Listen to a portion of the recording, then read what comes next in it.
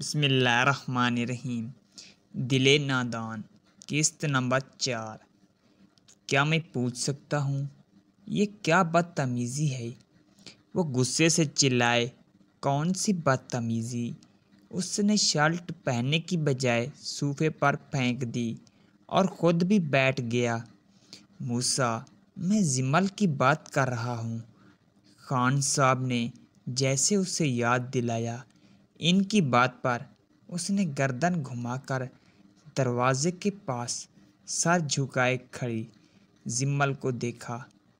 یہ بدتمیزی تو آپ نے کی ہے خان صاحب، یہ میرے کمرے میں تھی، میرے بیڈ پر۔ مجھے غصہ آیا تو نکال دیا کمرے سے باہر۔ جمل اس کے خان صاحب کہنے پر حیران رہ گئی۔ تمہارا دماغ تو خراب نہیں ہو گیا موسیٰ؟ جمل بیوی ہے تمہاری، یہ تمہارے کمرے میں نہیں رہے گی تو کہاں رہے گی؟ آپ نے نکاح کی ڈیل کی تھی خان صاحب، کمرہ شیئر کرنے کی نہیں۔ خان صاحب کی حیرت کی انتہا نہ رہی موسیٰ کے جواب پر۔ بے وقوف، نکاح کوئی ڈیل نہیں ہے، زندگی بھر کا ساتھ ہوتا ہے۔ کان کھول کر سن لو میری بات، جمل اب یہی رہے گی تمہارے ساتھ، تمہارے پوزیشن میں۔ اور اگر دوبارہ ایسا ہوا جو آج ہوا ہے تو اپنا انتظام کہیں باہر کر لینا۔ آپ مجھے میرے گھر سے نہیں نکال سکتے۔ اگر کوئی یہاں سے جائے گا تو وہ ہے یہ لڑکی۔ موسیٰ اپنی جگہ سے اٹھ کر غصے سے جمل کی طرف بڑھا۔ یہ کہیں نہیں جائے گی، اور اگر یہ گئی تو تم بھی اس گھر میں رہنے کا حق کھو دو گے۔ وہ اپنی بات مکمل کرتے ہوئے نیچے چلے گئے۔ موسیٰ نے جمل کی طرف ایسے دیکھا جیسے ابھی اسے کچا کھا جائے گا۔ میں نہیں، کچھ نہیں کہا انکل سے۔ وہ اپنے حق میں صفائی پیش کرنے لگی۔ ڈیڈ نے مجھے گھر سے نکالنے کی دھمکی دی، وہ بھی تمہاری وجہ سے۔ دیکھ لوں گا میں تمہیں۔ وہ اسے انگلی دکھاتے ہوئے واپس اپنے کمرے کی طرف بڑھ گیا۔ جمل تھکی ہاری سی صوفے کی طرف بڑھ گئی۔ ابھی بیٹھی ہی تھی کہ موسیٰ پھر سے واپس آ گیا۔ اپنی شرٹ اٹھائی اور پہن کر نیچے چلا گیا۔ جمل نے دل ہی دل میں خدا کا شکر ادا کیا۔ آپ یہ ٹھیک نہیں کہہ رہے ڈیڈ۔ وہ کرسی کھینچتے ہوئے خان صاحب کے پاس بیٹھ گیا۔ اس لڑکی کو اپنے ساتھ نہیں رکھ سکتا۔ آپ نے مجھ سے کہا تھا نکاح کر لو، لیکن یہ نہیں بتایا تھا کہ وہ میرے ساتھ رہے گی۔ کیسی بچوں جیسی باتیں کر رہے ہو تم موسیٰ؟ وہ تمہاری بیوی ہے تو تمہارے ساتھ ہی رہے گی نا۔ مسز خان نے اپنا حصہ ڈالنا ضروری سمجھا۔ موسیٰ نے غصے سے اپنا نچلا ہونٹ دانتوں تلے دبایا اور وہاں سے اٹھ کھڑا ہوا۔ مسز خان، آپ اس معاملے سے دور ہی رہیں۔ آپ کو کوئی حق نہیں میری زندگی کا کوئی فیصلہ کرنے کا۔ میں اپنے ڈیڈ سے بات کر رہا ہوں۔ مجھے کیوں حق نہیں تمہاری زندگی کا فیصلہ کرنے کا؟ ماں ہوں میں تمہاری ماں۔ موسیٰ نے ایک طنزیہ مسکراہٹ ان کی طرف اچھالی۔ میری ماں مر چکی ہے اور آپ بس میرے ڈیڈ کی بیوی ہیں۔ میرا آپ سے کوئی تعلق نہیں ہے اور نہ ہی کبھی ہوگا۔ خان صاحب خاموش تماشائی بنے سب سن رہے تھے۔ دیکھا آپ نے خان صاحب، یہ مجھے ماں سمجھتا ہی نہیں ہے۔ میں نے اس کی ترتیب میں کوئی کمی نہیں چھوڑی، اس لیے اپنی راتوں کی نیندیں قربان کی اس دن کے لیے۔ ہوگا آپ کا ڈرامہ۔ جائے یہاں سے اور مجھے بات کرنے دیں پلیز۔ وہ ایک نظر چپ چپا بیٹھے اپنے شوہر پر ڈالتے ہوئے وہاں سے چلی گئی۔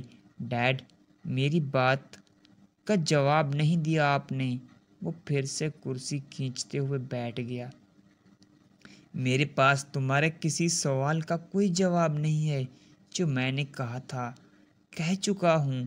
زمل اب یہی رہے گی، اسی گھر میں تمہارے ساتھ نکاح کر کے لائے ہو تم اسے اس گھر میں، اب وہ تمہاری بیوی ہے، تمہاری ذمہ داری ہے، اپنا حلیہ ٹھیک کرو جا کر۔ کیا سوچے گی وہ تمہارے بارے میں؟ کس جنگلی سے باندھ دیا ہے میں نے اسے، انسانوں کی طرح رہنا سیکھو، اب تم بچے نہیں رہے، شادی ہو گئی ہے تمہاری، اپنے لیے کچھ اچھے کپڑے خریدو، یہ کیا ہر وقت گھنٹوں سے بٹی جینز پہن کر رکھتے ہو؟ شالٹی یا تو ہوتی ہی نہیں تمہارے جسم پر، اگر ہو بھی تو آدھے بٹن کھلے ہوتے ہیں، بال دیکھو اپنے، پتہ ہی نہیں چلتا کٹنگ ہوئی ہے یا نہیں، اور یہ آئی برو پر کٹ سونے پر سہاگ ہے، بالکل لوفر بنے ہوئے ہو، اب اپنی عادتیں بدل لو۔ زمل بہت اچھی لڑکی ہے، وہ کیا سوچے گی تمہارے بارے میں؟ ڈیڈ، میں آپ سے کیا کہہ رہا ہوں اور آپ کیا بول رہے ہیں؟ میں کسی کی خاطر خود کو نہیں بدل سکتا، آپ اس لڑکی کو اس کے گھر واپس بھیج دیں۔ خان صاحب کی اس بات کو نظر انداز کرتے ہوئے پیر کی طرف چل دیے۔ موسیٰ نے بے بسی سے ان کو جاتے ہوئے دیکھا اور کرسی کو ٹانگ مار کر اپنا غصہ اس پر نکالتے ہوئے سیڑھیوں کی طرف بڑھ گیا۔ اوپر آیا تو زمل گمسم سی صوفے پر بیٹھی دکھائی دی۔ میں تمہیں اتنا ٹارچر کروں گا کہ خود ہی یہ گھر چھوڑنے پر مجبور ہو جائے گی، دل ہی دل میں سوچتا وہ اپنے کمرے کی طرف بڑھ گیا۔ کچھ دیر بعد فریش ہو کر صوفے پر آ کر بیٹھ گیا۔ زمل اپنی جگہ سے اٹھ گئی۔ آپ کے لیے ناشتہ، بمشکل ہمت کرتے ہوئے بولی۔ موسیٰ نے کوئی جواب نہیں دیا، بس چپ چاپ اپنے فون پر انگلیاں چلانے لگا۔ زمل شرمندگی سے سر جھکا کر کھڑی رہی۔ جب کافی دیر تک موسیٰ نے اس کی بات کا جواب نہ دیا تو آگے بڑھی اور اس کے لیے کپ میں چائے نکال کر کپ اس کی طرف بڑھایا۔ موسیٰ نے فون سے نظریں ہٹا کر چائے کے کپ کو دیکھا اور پھر زمل کو میز سے گاڑی کی چابی اٹھائی اور نیچے کی طرف چل دیا۔ زمل نے چائے کا کپ واپس میز پر رکھ دیا اور صوفے پر گر سی گئی۔ زبردستی کا نکاح ہے تو یہ بے رخی تو میری قسمت ٹھہری ہے۔ اب کوئی بات نہیں موسیٰ خاں، آپ کا حق بنتا ہے نخرے دکھانا، آپ کا کوئی قصور نہیں ہے، یہ تو میری قسمت ہے، محبت کرنے کی سزا ملی ہے، مجھے اس کا درد آخری سانس تک محسوس کرنا ہے۔ مجھے وہ ناشتے کے ٹرے اٹھائے نیچے چلی گئی۔ نیچے پہنچی تو اس کی اماں اور ابا آئے ہوئے تھی۔ ان سے لپک کر آنسو بہانے لگی۔ ارے کیا ہوا زمل، تم تو ایسے ہی رو رہی ہو جیسے پتہ ہی نہیں کتنے سال بعد مل رہی ہوں۔ اگر تم ایسا کرو گی تو انہیں لگے گا کہ تم خوش نہیں ہو ہمارے ساتھ، مسز خان میٹھے لہجے میں بولی۔ زمل آنسو پونچھتے ہوئے بیٹھ گئی۔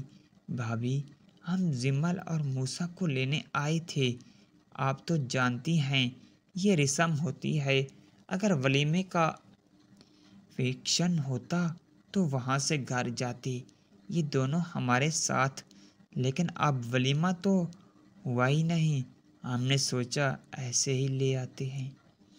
زمل کے بابا نے لمبی چوڑی تفصیل بیان کر دی اپنے یہاں آنے کی۔ جی بھائی صاحب، مجھے تو کوئی اعتراض ہی نہیں ہے، لیکن موسیٰ گھر نہیں ہے اس وقت، آپ لوگ زمل کو لے جائیں، موسیٰ کے ساتھ ہم سب خود آئیں گے شام کو اپنی بیٹی کو لینے۔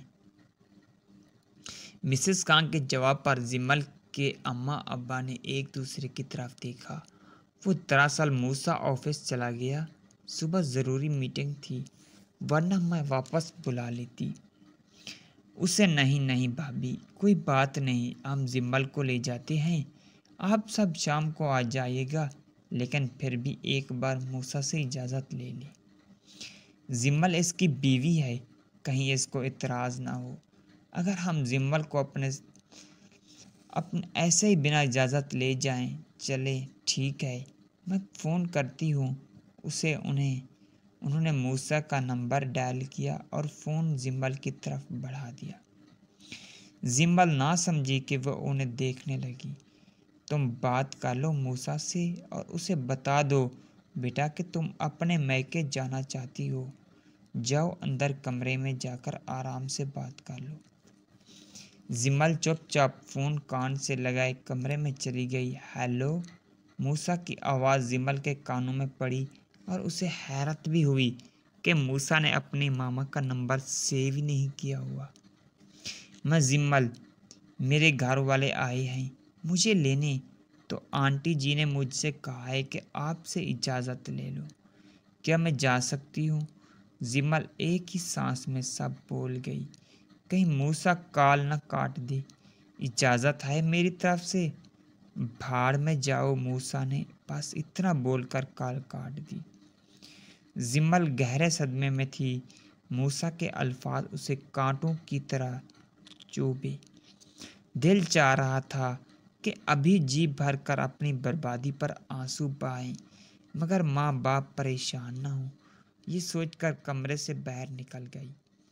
اگلی قسط دیکھنے کے لیے چینل کو سبسکرائب کریں۔